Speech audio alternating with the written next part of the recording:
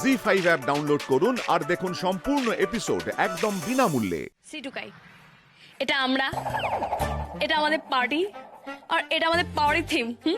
এবারে আমাদের পার্টিতে একটা থিম থাকবে। ওকে? না না এইসব থিম টিমের কি দরকার উর্মি?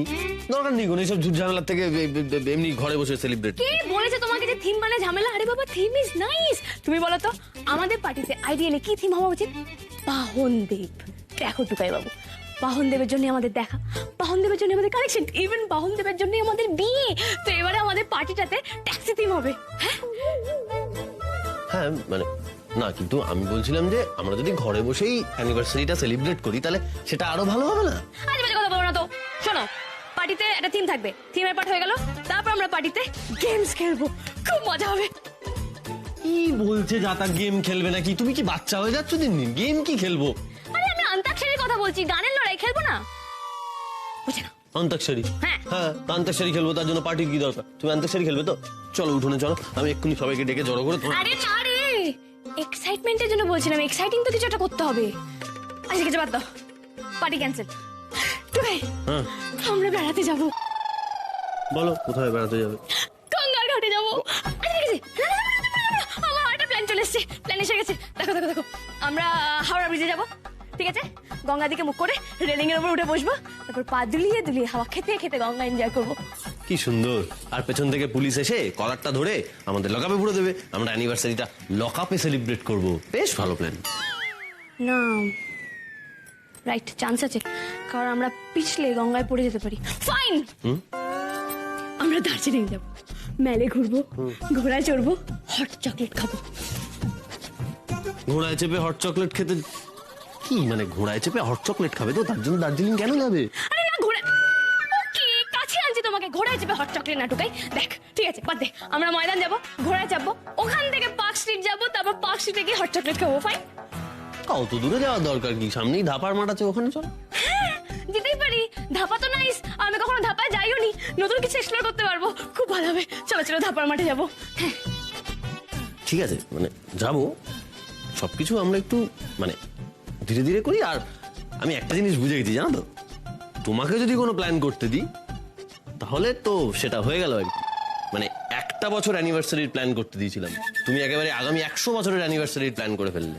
আরে বাবা, তো করতে তো হবে, সবই তো করতে হবে। করবো, সবটাই করবো। আমি বলছিলাম আমরা একটু ধীরে ধীরে করি সবটা।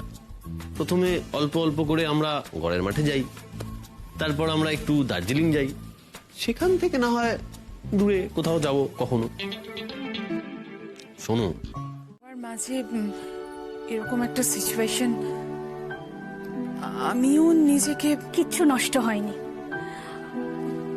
দেখুন, ছোটদের মধ্যে একটু আধটু তো এরকম সমস্যা হতেই পারে, কিন্তু আমার খুব খারাপ লেগেছে আপনারা ওভাবে চলে গেলেন, আর কিছু খেয়েও তো গেলেন না। আপনি কিছু মনে করেননি তো? বধির ব্যবহারে আমরা সত্যিই খুব লজ্জিত। ওর মধ্যে কোথা থেকে যে এগুলো ঢুকলো। বিশেষ করে ওর বাবা খুবই ভালো মানুষ, খুবই সাদামাটা একজন মানুষ, কোনোদিন কারোর উপর গলা তুলে একটা কথাও বলেনি। আর তার ছেলে হয়ে কি জানেন, বুদ্ধি আসলে বয়সে তো অনেকটাই ছোট। আমার সৃজিতারও না এরকম সমস্যা ছিল, ইনফ্যাক্ট এখনো কিছুটা আছে, যদিও কাউন্সেলিং করে অনেকটা উপকার পেয়েছি। আসলে আসলে এই সময়টাতে না ওরা একটু ইনসিকিউর, ডিপেন্ডেন্ট হয়ে থাকে, একটা একটা সাপোর্ট খোঁজে নিজেদের বড় করে দেখানোর জন্য। আর কোনোভাবে যদি সেই সাপোর্টে আঘাত লাগে তখন আর একটা কোনো সাপোর্ট খোঁজে। সৃজিতা সৃজিতা এরকম অনেক সমস্যা ফেস করেছে ওর বাবা চলে যাওয়ার পর। আসলে কি জানেন, সৃজিতার বাবাই ওর সব অবলম্বন ছিলেন। সৃজিতা এখন ঠিক আছে? মানে ঠিক আছে, কান্নাকাটি করছে না তো? আসলে জন্মদিনের দিনই এইভাবে কাঁদলো।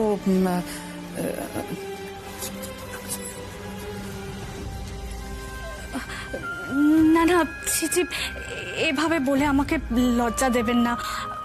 দেখুন, আমার কি মনে হয় জানেন, আমার মনে হয় এই যে জিনিসটা হয়েছে এটা কেন করা উচিত নয় সেটা ওদের দুজনকেই ভালোভাবে বুঝিয়ে ব্যাপারটা সলভ করে আবার বন্ধুত্ব করিয়ে দেওয়া উচিত।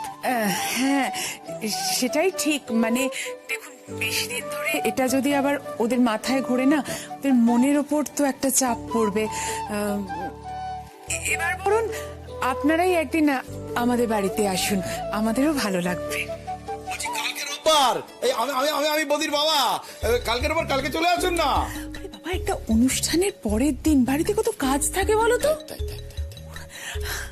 আমি জানি আজকেই তো এত বড় একটা অনুষ্ঠান গেল, কালকে খুব চাপ থাকবে আমি বুঝতে পারছি। তো কালকে বিকেলের দিকে যদি একটু ফ্রি হয়ে যান তাহলে বিকেলের দিকে সবাই মিলে যদি আপনারা আসেন আমাদের খুব ভালো লাগবে। খুব আনন্দ। কি করে বলবে তুমি গৌরী?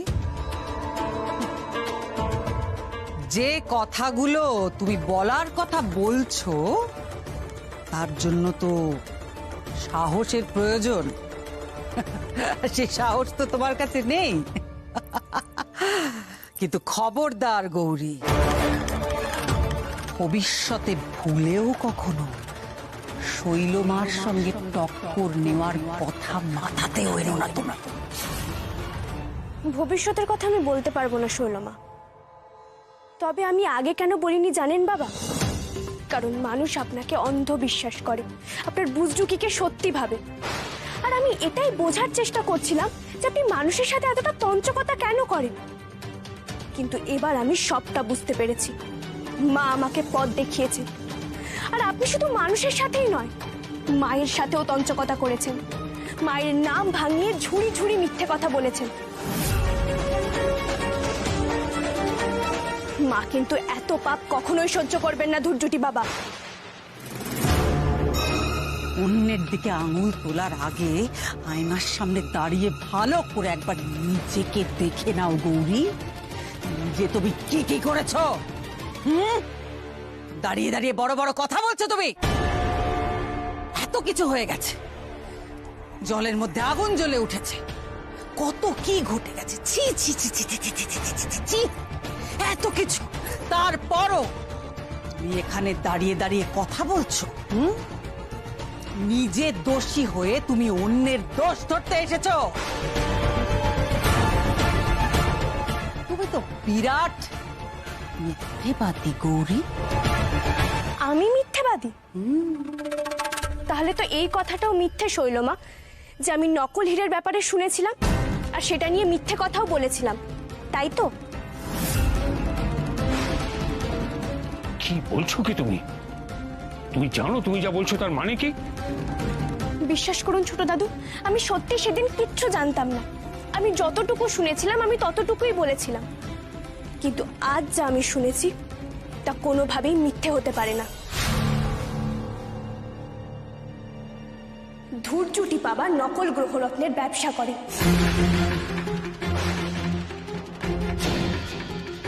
উনি যেভাবে ভক্তদের বোকা বানান সেভাবেই নকল রত্নকে আসল রত্ন বলে চড়া দামে বিক্রি করেন। আচ্ছা, যদি তর্কের খাতিরে ধরেও নি এই ধূর্যটি বাবার নকল রত্নের ব্যবসা আছে, তাতে আমাদের কি? শৈলরই বা কি? আমাদের সঙ্গে তার কি সম্পর্ক? সম্পর্ক আছে ছোট দাদু। সম্পর্ক যদি নাই থাকে তাহলে ধুরজুটি বাবা কেন বলবেন যে ওনার সাথে আপনাদের ব্যবসায়িক সম্পর্ক আছে? তার মানে ব্যবসার শুরুটা এখান থেকে। এখান থেকেই নকল রত্ন যায় আর তারপর বাবা সেটা বিক্রি করে। সেদিন তাহলে নকল হীরের কথাটা সত্যি ছিল, তাই না শৈলমা?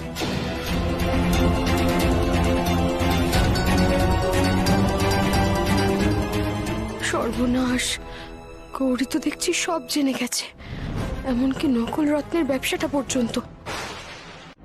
একটু ভালো ব্যবহার করেছি, আপনি মাথায় উঠে বসেছেন। কি হয়েছে ইন্দ্র? তুই তুই এরকম করছিস কেন? কি হয়েছে তোর? মামনি দেখো, উনি ওই শাড়িটা পরেছেন। ও মাই গড, তোমার এত অ্যাডসিটি, তুমি এই শাড়িটা পরেছো? সেটা পরে আবার তুমি ইন্দ্রর সামনে এসেছো কেন? কিসের জন্য? সত্যি বলছি, আমি বুঝতেই পারছি না এই শাড়িটা নিয়ে তখন থেকে। সত্যি তুমি তো কিছুই বোঝো না, সব কিছু নিজে নিজে হয়ে যায়। যেগুলো আমরা এতদিন ধরে ইন্দ্রর চোখের আড়ালে রেখেছি, যেই ক্ষত থেকে ইন্দ্রকে আড়াল করার চেষ্টা করেছি, সেটাই তুমি ইন্দ্রর সামনে নিয়ে এসেছো। কেন কেন কিসের জন্য? আরে বাবা, কি হয়েছেটা কি? এত চিৎকার চেঁচামেচি কিসের জন্য ইন্দ্র? কি ভেবেছেনটা কি আপনি? হ্যাঁ, আপনার এত বড় সাহস হয় কি করে? আপনি কি ভাবলেন এই শাড়িটা পরে আমার সামনে দাঁড়ালে আপনি আমার আরো কাছে চলে আসবেন?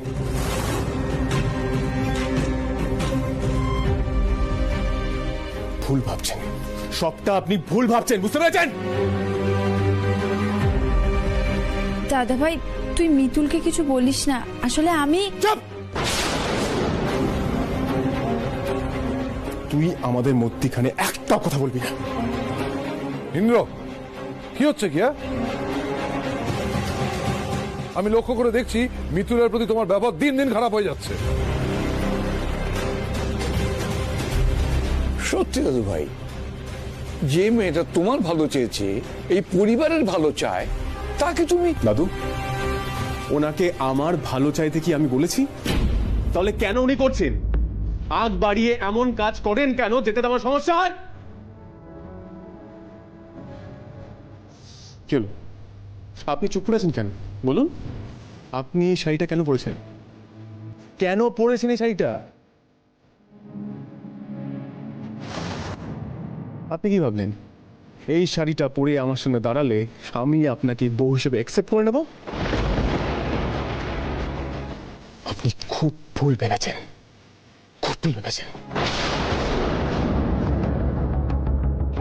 আমি এত কিছু ভেবে শাড়িটা পরিনি, বিশ্বাস করুন। আর আপনি আপনি কি বিষয়ে কথা বলছেন আমি সেটাও বুঝতে পারছি না।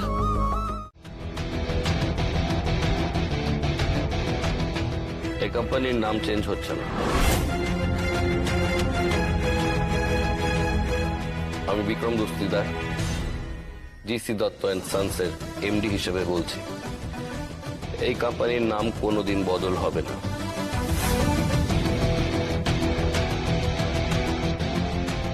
এই কোম্পানির নাম জিসি দত্ত অ্যান্ড সন্সই থাকবে।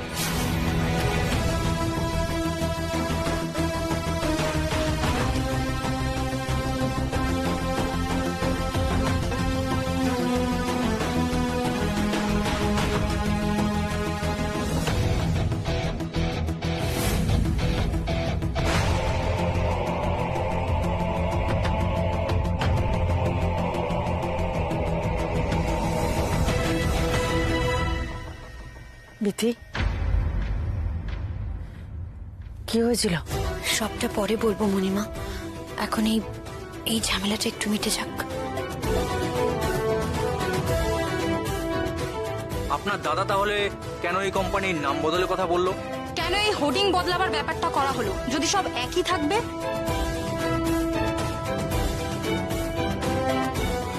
একটা মিসকমিউনিকেশন হয়েছে হয়তো।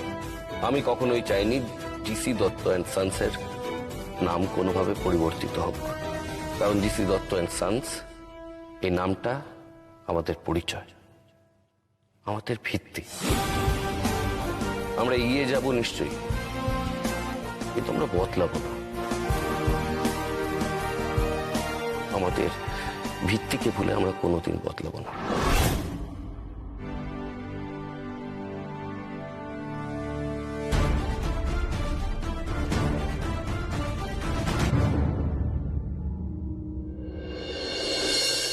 আপনাদের সবাইকে অসংখ্য ধন্যবাদ আমাদের অ্যানুয়াল ফাংশন অ্যাটেন্ড করার জন্য।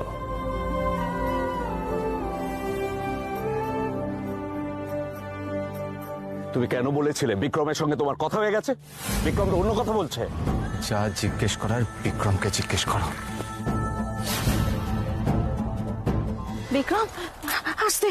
বিক্রম, কি হলো? ওর পায়ে লাগলো কি করে? বিক্রম, তুই ফিরলি কিভাবে, কখন ফিরলি, অনামিকা তোর কাছে কিভাবে পৌঁছালো? আমি তো কিচ্ছু বুঝতে পারছি না। মণিমা বিককে কিডন্যাপ করা হয়েছিল।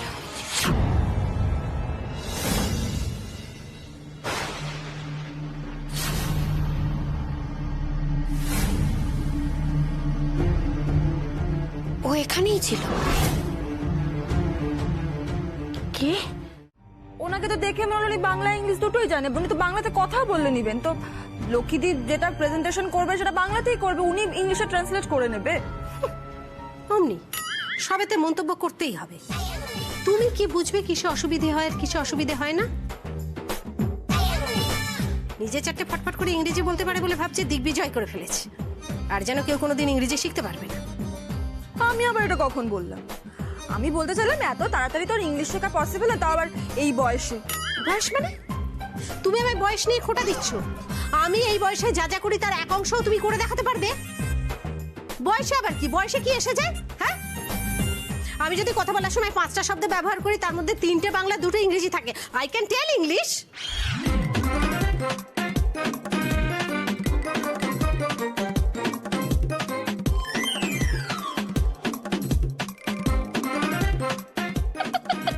না মানে বড়দি, তুমি যেটা বলো ওটা তো ঠিক ইংরেজি নয় না, ওটা বাংরেজি। ওটা বললে আমরা সবাই বুঝতে পারবো, বিদেশি লোকরা ঠিক।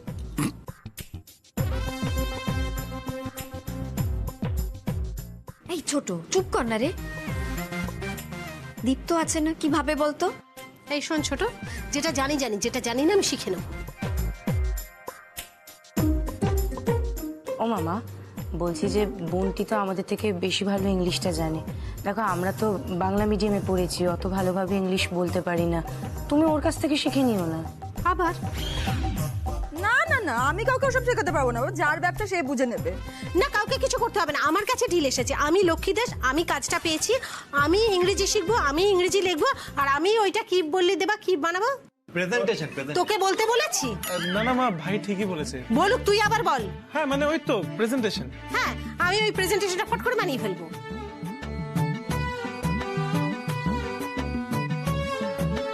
হংসিনী রায়চৌধুরী যেন একাই বিশ্ব জয় করতে পারে, আর এই লক্ষ্মী দাস যেন কিছুই করতে পারে না। আমি করে দেখিয়ে দেবো আমি কি পারি আর না পারি। আমি সব একাই করব। আমি তো কিছুই বলছি না, পারলে করে দেখাও আমাকে ছাড়া। আমার কি? দেখাবো দেখাবো, আমি ইংরেজি শিখবো, ডিসিশন পাক্কা। ডিসিশন মানে? মানে তুমি কি ওদের সঙ্গে ডিলটা ফাইনাল করছো? মানে মনস্থির করেছো? তাহলে তো অলোক বাবুকে তুমি ওনার সামনে তো কিছুই বললে না। ওমা, ওনাকে বলবো কেন? ওটা তো আমার মনে মনে ছিল। আমি ইংরেজি শিখবো, পট করে প্রেজেন্টেশনটা বানিয়ে ফেলবো।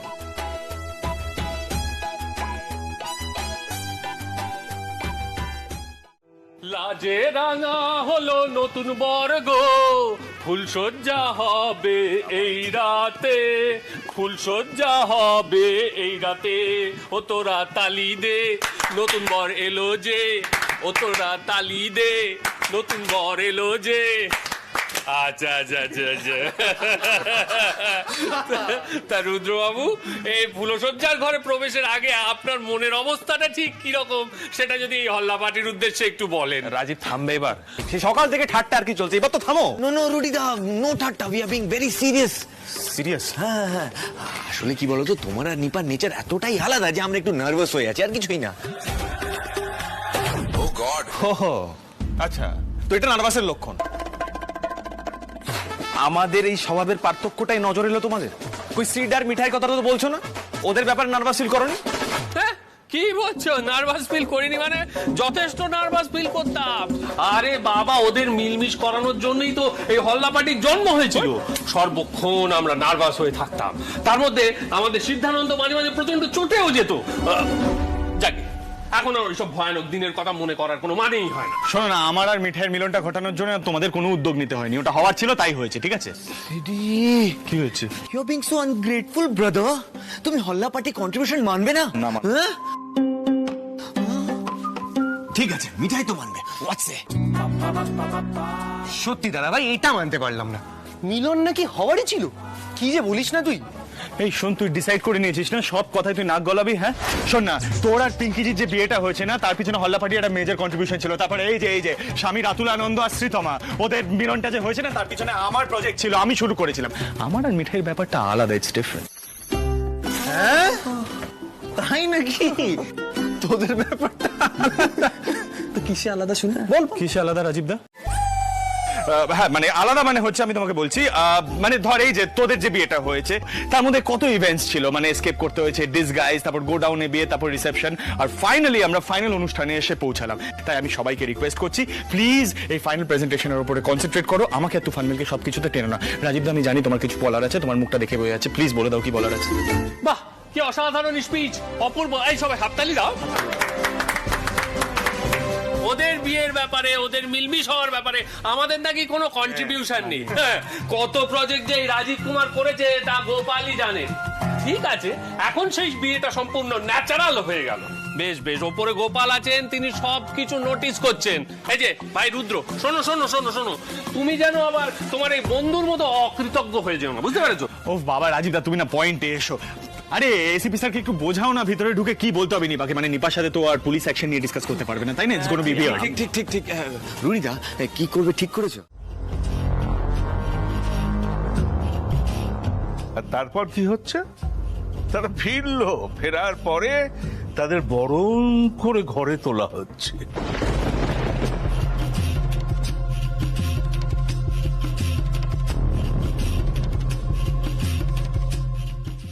এটাই তো হবে। বাড়ির কোনো নিয়ম কানুন আর রইল না, সব উচ্ছন্নে গেল।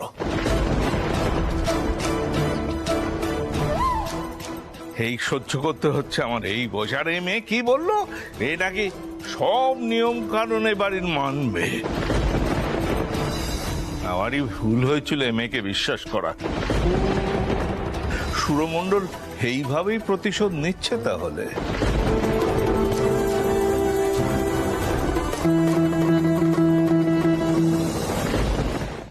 আচ্ছা মল্লার, তোর একটু লজ্জা করলো না? না, তোর বউ তোকে ফিরিয়ে দিল, তারপরও নিজে সেধে সেধে গেলি বউয়ের অভিমান ভাঙাতে, রাগ ভাঙাতে। তুই তো বউয়ের আঁচল ধরা হয়ে যাচ্ছিস রে। তুই নাকি বসু মল্লিক পরিবারের ছেলে, এই শিক্ষা পেলি শেষকালে?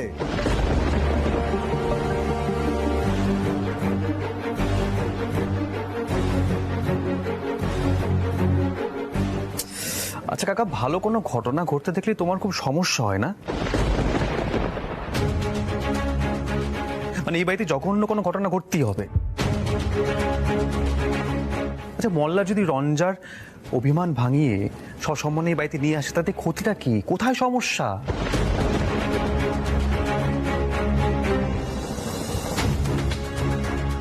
ও তোমাদের পয়েন্ট অফ ভিউ থেকে এটা করা উচিত মল্লারের। রঞ্জার হাত ধরে জোর করে টেনে আনা উচিত, গায়ে হাত তোলা উচিত, তাই তো?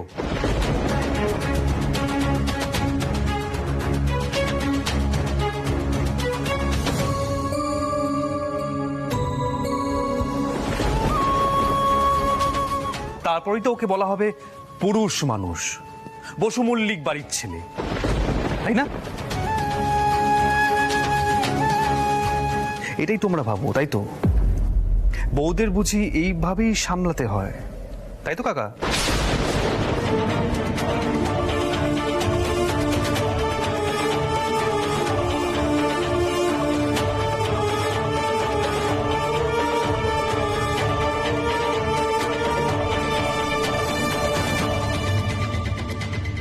অন্য কি করে বউকে সামলাবে আহির? বাড়াবাড়ি করে উচিত শিক্ষা না দিয়ে তাকে যদি মাথায় তোলা হয়, তাহলে তো সংসার ভেসে যাবে। মা ভিতরে এসো।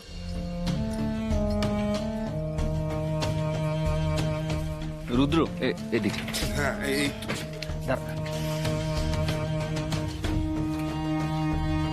আমাদের এটা কোথায় নিয়ে এলে উমা? রিখিয়াদি, এই জায়গাটা তোমাদের খুব একটা চেনা না, মানে এটা তো একটু দূরে। একটু দূরে? সে কখন বাড়ি থেকে বেরিয়েছে আর এতক্ষণে এসে এখানে পৌঁছলো, আর তুমি বলছো একটু দূরে? আর এখান থেকে তো আমরা ম্যাচও দেখতে যেতে। না না, আমরা তো কেউ ম্যাচই দেখতে যাব না, আমাদের তো এখানেই থাকতে হবে, এখান থেকে তো আমরা কোথাও বেরোতেও পারবো না। এই দেখিয়া তুই মন খারাপ করছিস কেন বলতো? আমরা কি শখ করে এখানে এসেছি? একটা প্রবলেমে আছে, আর এই প্রবলেম থেকে বেরোনোর জন্য উমা যে প্ল্যানটা করেছে এটা ছাড়া আর আমাদের কত প্ল্যান বুঝবো অরবিন্দ দা, আর কত প্ল্যান বুঝবো? আমি মানছি তোমরা বাড়ি থেকে আমাদের এত দূরে নিয়ে এসো আমাদের সেফটির জন্য, হ্যাঁ, কিন্তু একটা ঠিকঠাক তো থাকার অ্যারেঞ্জমেন্ট করবে। এখানে বাড়ির এতগুলো লোক কি করে থাকবে বলো তো? কি করে বুঝাই বলতো মেয়েকে? তুই রেখিয়া শোন, আমাদের ফ্যামিলি একটা প্রবলেমের মধ্যে রয়েছে, আমরা এখানে ইচ্ছে করে থাকতে আসিনি, একটা প্রবলেমে আছি, প্রবলেমটা থেকে বেরিয়ে গেলে আমরা আবার আমাদের বাড়িতে গিয়ে থাকবো।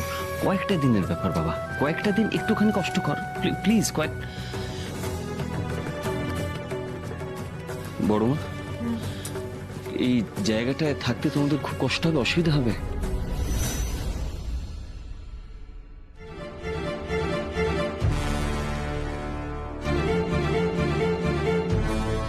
একটু হবে না। আমরা কি এখানে বেড়াতে এসেছি? না, কিন্তু দরকারে এসেছি তো। ও ছেলে মানুষ, ও অত বোঝে না, ছোট থেকে কখনো কষ্ট করেনি তো, তাই বোঝেই না কষ্টটা কি।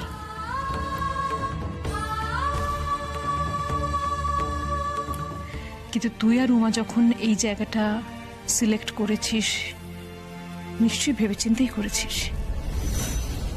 আমি শুধু ভাবছি বাবা মার জন্য এই বয়সে এইভাবে থাকাটা, মানছি ওনাদের পক্ষে একটু কষ্ট হবে, তবে চিন্তা করিস না, আমরা তো সবাই আছি, কিরে রুদ্র, তাই না? আমরা সবাই সামলে নেব। কিন্তু একটা কথা শোন, বাবা মা দুজনেই অসুস্থ মানুষ, উনিও শরীরটা ভালো নেই। তোমাকে অ্যাপয়েন্ট করা হলো।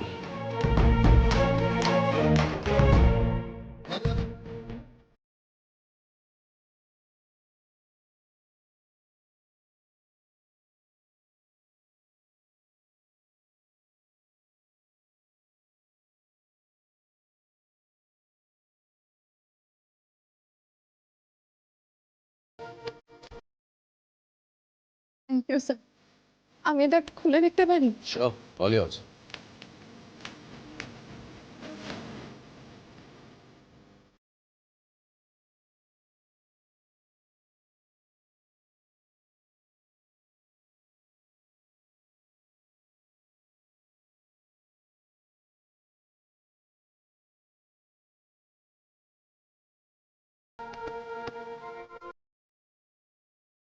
আমার কাজ শেষ তুমি, আমার বিশ্বাস ছিল তুমি পারবে, আর সেটা প্রমাণিত হয়েছে।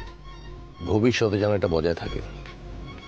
থাকবে স্যার, আমি কথা দিচ্ছি চিরকাল আমি নিজেকে প্রমাণ করব, কোনো কিছুর বিনিময়ে আমি নিজের কাজ থেকে পিছপা হব না, আর সমস্ত দায়িত্ব আমি সঠিকভাবে পালন করব স্যার। গুড, কিন্তু তুমি কয়টা ভুল করে ফেলেছো, ভবিষ্যতে যেন সেগুলো রিপিট না হয়। যেমন সময়ের কাজ সময়তেই করতে হয়, সময় মেনে চলতে হয়। আর ভুল হবে না স্যার, আমাকে আমার স্বপ্ন ছুঁতে হবে। তোমার স্বপ্ন তো পুলিশ হওয়া। হ্যাঁ স্যার, সেটা আমার স্বপ্ন, কিন্তু আমার লক্ষ্য অন্য। এরপর একে একে আমি পুলিশের পরীক্ষা দিয়ে আইপিএস হব, আপনার মতো একদিন অফিসার হব।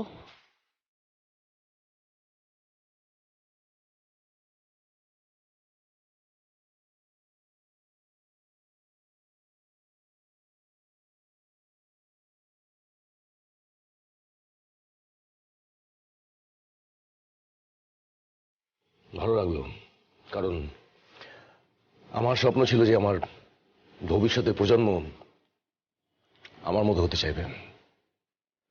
আমার মেয়ে তো বাধ্য। তোমার মুখ থেকে এই কথাটা শুনে আমার সত্যি খুব ভালো লাগলো, মনে থাকবে আমার। আমি আর মান রাখবো স্যার।